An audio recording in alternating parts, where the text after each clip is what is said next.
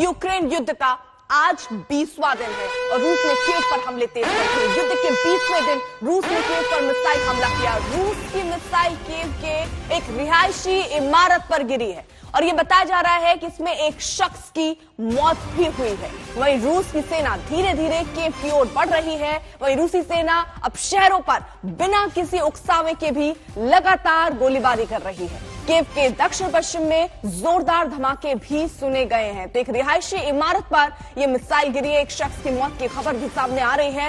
रूस के मिसाइल हमले में एक शख्स की मौत। तो एक तरीके से कहे तो अब रूस की सेना अंदर घुसने के लिए कोशिश करते हुए युद्ध का 20वां दिन है, जहां कीव पर रूस के हमले अब तेज होते नजर आ रहे हैं। रात भर धमाकों से ये पूरी राजधानी गूंजती हुई, लोग जो बचे कुचे वहां हैं वो डरे सहमे हुए, क्योंकि अब रिहायशी इलाकों में भी मिसाइल गिर रही है। हालांकि जो बड़ा हमला हुआ मिसाइल से वो रिहायशी इलाके में हुआ, एक इमारत में, जहां पर एक शख्स की मौत की खबर अभी आ रही है। तो ये देखिए किस तरीके से धमाके की कई तस्वीरें भी सामने आ रही है। एक शख्स जो आपको तस्वीरों में नजर आ रहा है, अचानक से वहां पर एक बम गिरता है, उसके बाद मिसाइल गिरती है और वो वहां से जाने लगता है। तो इस तरीके के हालात वहां पर बने हुए हैं। लगातार सायरन बज रहे हैं, लोग डरे हुए हैं कि अब हमला तेज हुआ तो रिहायशी इलाके ही निशाने पर हो सकते हैं। रात भर धमाकों से राजधानी कीव दहलता रहा। तो ये तस्वीरें हम आपको दिखा रहे हैं,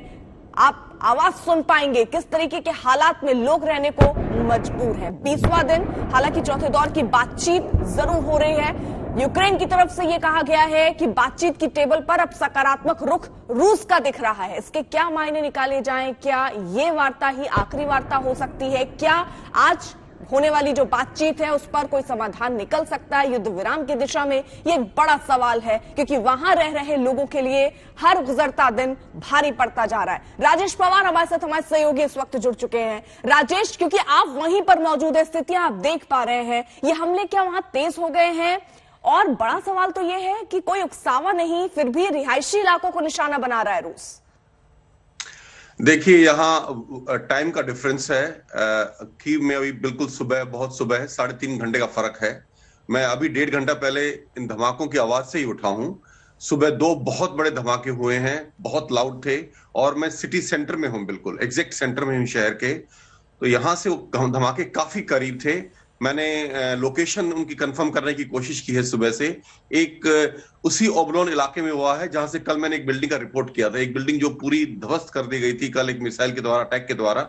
एक धमाका उसी इलाके में हुआ है, दूसरा धमाका भी शहर के अंदर हुआ है। अब ये जो अटैक्स हो रहे हैं ये कीव सिटी प्रॉपर के अंदर हो रहे हैं, ये कीव शहर के अंदर धमाके हो रहे हैं। और ये 2 बहुत बड़े धमाके थे। जहां मैं हूं शायद वहां से 3 किलोमीटर दूर थे, लेकिन मेरी बिल्डिंग में वाइब्रेशंस मैं फील कर सकता था, जिनकी वजह से मैं उठा हूं सुबह। और ये लगभग समय उस वक्त लोकल टाइम 4:30 बजे का था सुबह का। Over to you. तो राजेश, आप ये कह रहे हैं कि जो कीव है अब वहां पर हमले हो रहे हैं, आप क्या महसूस कर पा रहे हैं? कितने हमले वहां पर हुए होंगे?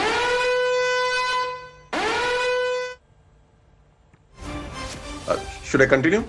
बिल्कुल। और देखिए, इसी बीच एक अपडेट दे दूं राजेश, आ रही हूं। कीव में 2 जबरदस्त धमाके सुने गए हैं और वहां पर कीव में दक्षिण पश्चिम हिस्से में ये जबरदस्त धमाके। राजेश हमारे साथ लगातार मौजूद है, पल पल के अपडेट हम तक पहुंचा रहे हैं। राजेश, देखिए, जो धमाके थे काफी मैसिव थे, बहुत बड़े धमाके थे, क्योंकि जैसा कि मैंने आपको बोला लगभग 3-3.5 किलोमीटर दूर थे यहां से, जहां मैं रुका हुआ हूं, और मुझे यहां तक उनकी वाइब्रेशंस मैं फील कर पा रहा था। तो इसका मतलब बहुत मैसिव एक्सप्लोजन थे, काफी बड़े धमाके थे, और नुकसान काफी ज्यादा हुआ होगा। इसका जायजा लेने के लिए मैं बस निकलने वाला हूं कुछ वक्त में कि कितना नुकसान हुआ है, क्या हुआ है। लेकिन धमाके बहुत मैसिव थे। 2 धमाके हुए हैं 4:30 और 5 के बीच में लोकल टाइम आज सुबह, और शहर के अंदर हुए हैं। आपको मैं कंफर्म कर सकता हूं इस वक्त। लेकिन देखिए, अभी कल जो खबर आई थी कि रूसी और यूक्रेनियन डेलीगेशंस ने यह फैसला किया कि वो डेली वर्चुअल मीटिंग करेंगे, हर रोज वर्चुअल मीटिंग करेंगे।